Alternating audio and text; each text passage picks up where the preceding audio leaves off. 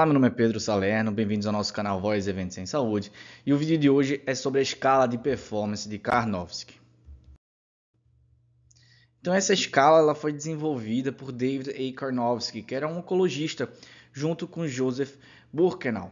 Como oncologista, ele estudava pacientes oncológicos, pacientes com câncer, e ele estudava principalmente desfechos oncológicos, principalmente o uso de quimioterápicos.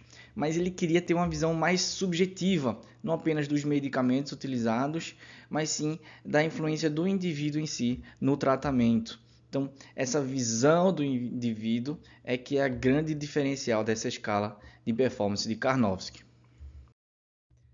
Essa visão do indivíduo era principalmente focada em como esse indivíduo se comportava no seu dia a dia, na sua rotina, qual era o grau de sua independência.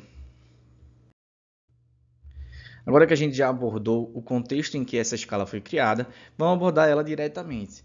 Então, é uma escala que divide em porcentagem, de 100% até 0%, e que a gente vai tendo alguns graus de incapacidade. 100% seria o paciente normal, sem nenhuma queixa, nenhuma evidência de doença. 90% já piora um pouquinho, seria um paciente capacitado para atividades normais, mas com pequenos sinais e sintomas. 80% atividade normal com esforço, com alguns sinais e sintomas de doença. 70% cuidados para si, porém incapaz para seguir com atividades normais ou trabalho ativo. 60% requer ajuda ocasional, porém apto a cuidar de muitas de suas necessidades pessoais.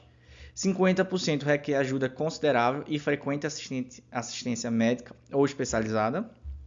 40% ele é incapacitado e requer cuidado especial e assistência. 30% ele é gravemente incapacitado. A admissão hospitalar é indicada, mas a morte não é iminente.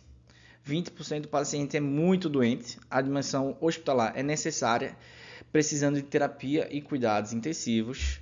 10% já é um paciente moribundo, um processo de fatalidade progredindo rapidamente. E 0% do paciente está morto. Então, a escala de Karnofsky é uma das escalas que avaliam a performance status do paciente. Outra escala que possui uma equivalência com essa seria a ECOG também, que a gente pode abordar em um futuro vídeo. No slide anterior, a gente conversou um pouquinho e já classificou o paciente. Existe uma outra subdivisão, que é bem interessante também, que divide em 3 grupos. De 100% até 80% seria o paciente apto para atividades normais e trabalho, sem nenhum cuidado especial necessário. Já aquele paciente que está enquadrado ali entre os 70% e 50%, ele é inapto para o trabalho de modo geral, mas ele é apto em viver em casa e cuidar de muitas de suas atividades diárias. As quantidades de assistência e suporte aqui vão ser muito variáveis, então essa faixa de 70% a 50%, o paciente ele varia muito e precisa de uma individualização para se otimizar o tratamento. Já o paciente que está entre 40% e 10%, ele é inapto para cuidar de si mesmo, requer cuidados hospitalares ou equivalentes especializados. E a doença ela pode estar progredindo rapidamente. Então, essa avaliação aqui ela é contínua. O paciente, quando ele é classificado, ele precisa ser acompanhado. E é muito interessante você acompanhar a queda e a progressão do Karnofsky. Então, um paciente que estava previamente aqui nos 80%, você avalia ele 2 meses depois, ele está em 40%. Então, aquela doença está progredindo rapidamente e o prognóstico dela geralmente é um pouco pior.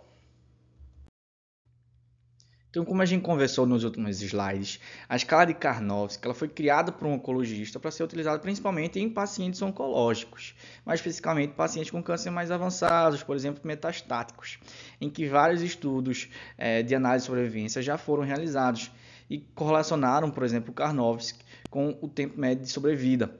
Além disso, ela pode ser utilizada no contexto de direcionamento de tratamento. Paciente com Karnofsky mais debilitado, ele pode não receber o mesmo grau de investimento de agressividade que um paciente que tem um Karnofsky preservado, tá certo?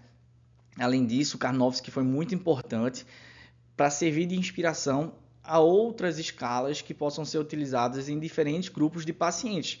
Por exemplo, nos cuidados paliativos tem uma escala muito famosa que foi inspirada no Karnofsky e utiliza parte dele aqui na sua composição, que é o Palliative Performance Scale, o PPS, que em porcentagem tem como se fosse o equivalente do Karnofsky. E ele vai avaliar deambulação, atividade e evidência de doença, o nível de autocuidado, se a ingesta está preservada, reduzida ou parou de ingerir alimentos, o nível de consciência do paciente, e aqui a gente tem a estimativa de sobrevida do paciente.